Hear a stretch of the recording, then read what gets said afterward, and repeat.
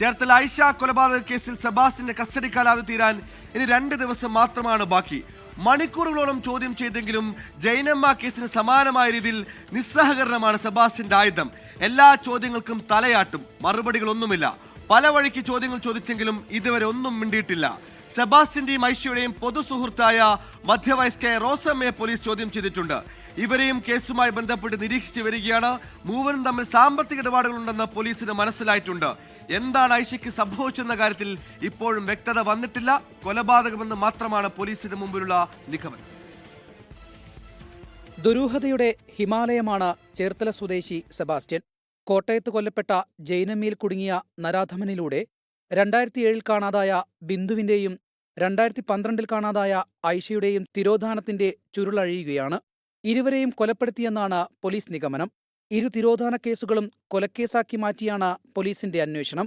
പ്രതിയായ സെബാസ്റ്റ്യനെ ചേർത്തല പോലീസ് കസ്റ്റഡിയിൽ വാങ്ങിയിരിക്കുകയാണ്. ജൈനമ്മ കേസിൽ പിടിയിലായപ്പോൾ എങ്ങനെയാണോ ക്രൈംബ്രാഞ്ചിനെ വട്ടം ചുറ്റിച്ചത്, അതേ മട്ടിലാണ് സെബാസ്റ്റ്യൻ ഐഷ കൊലക്കേസിൽ ചേർത്തല പോലീസിനെയും വട്ടം കറക്കുന്നത്. കസ്റ്റഡി കാലാവധി പൂർത്തിയാക്കാൻ ഇനി 2 ദിവസം മാത്രം ബാക്കി നിൽക്കെ അന്വേഷണ സംഘത്തോട് മനസ്സു തുറക്കാൻ സെബാസ്റ്റ്യൻ തയ്യാറായിട്ടില്ല.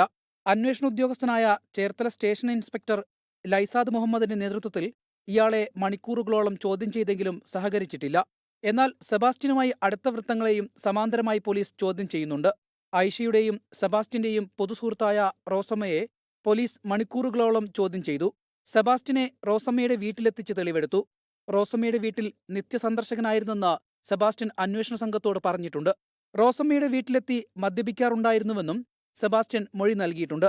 മൂവരും ചേർന്ന് സാമ്പത്തിക ഇടപാടുകൾ ഉണ്ടായിരുന്നുവെന്നാണ് പോലീസിന്റെ നിഗമനം. റോസമ്മ മാസങ്ങളോളമായി പോലീസ് നിരീക്ഷണത്തിലാണ്. ഇതിനു പുറമെ ഐഷ കൊല്ലപ്പെട്ടതാണെന്ന് വെളിപ്പെടുത്തിയ ഐഷയുടെ അയൽവാസിയുടെ മൊഴിയും പോലീസ് രേഖപ്പെടുത്തി. ചേർത്തല 1ാം ക്ലാസ് ജുഡീഷ്യൽ മജിസ്ട്രേറ്റിന് മുന്നിൽ വെച്ചാണ് മൊഴിയെടുത്തത്. നിഗമനങ്ങളും കണ്ടെത്തലുകളും ശരിയെന്ന് തെളിയിക്കുന്ന വെളിപ്പെടുത്തലാണ് ഇവർ നടത്തിയത്. സെബാസ്റ്റ്യന്റെ ചോദ്യം ചെയ്യൽ പൂർത്തിയായാൽ ഇയാളിൽ നിന്ന് ലഭിക്കുന്ന വിവരങ്ങളനുസരിച്ച് തെളിവെടുക്കും. 2007 മുതൽ തുടങ്ങിയ കൊലപാതക പരമ്പര പുറത്താകുന്നത് 2024 മാത്രമാണ്. അതായത് ആദ്യ 2 കൊലപാതകങ്ങളും കഴിഞ്ഞ് 13 വർഷങ്ങൾക്ക് ശേഷം. റിവേഴ്സ് ഓർഡറിൽ പറഞ്ഞാൽ ഏറ്റവും ഒടുക്കം ജീവനെടുത്ത ഏറ്റുമാനൂർ സ്വദേശി ജൈനമ്മ കേസിൽ ആദ്യം പിടിയിലായതോടെയാണ് സെബാസ്റ്റ്യന്റെ മറ്റു കുറ്റകൃത്യങ്ങൾ ലോകമറിയുന്നത്. ജൈനമ്മയിൽ നിന്ന് സ്വന്തമാക്കിയ സ്വർണവും പണവും കൈക്കലാക്കി അത് തിരിച്ചു ചോദിച്ചതോടെയാണ് കൊലപാതകം.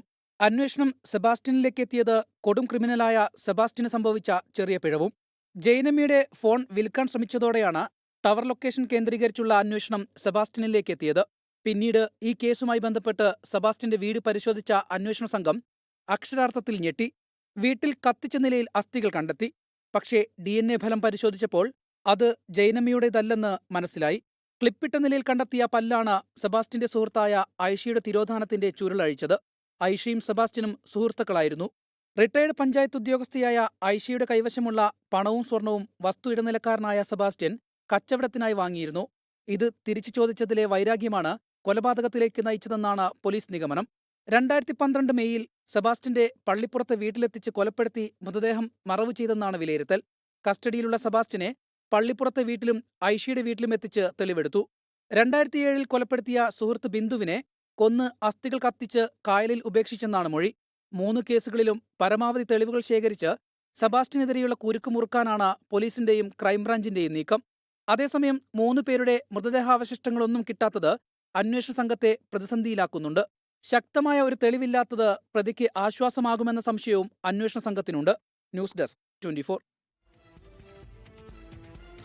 ഒരു കാര്യം സെബാസ്റ്റ്യനും പോലീസിനും വാർത്തയാണെന്ന് നമ്മൾക്കും അറിയാം. 3 കൊലപാതകങ്ങൾ നടത്തിയത് സെബാസ്റ്റ്യനാണ്. പക്ഷെ ഒരു കാര്യം സെബാസ്റ്റ്യന് മാത്രമേ അറിയൂ.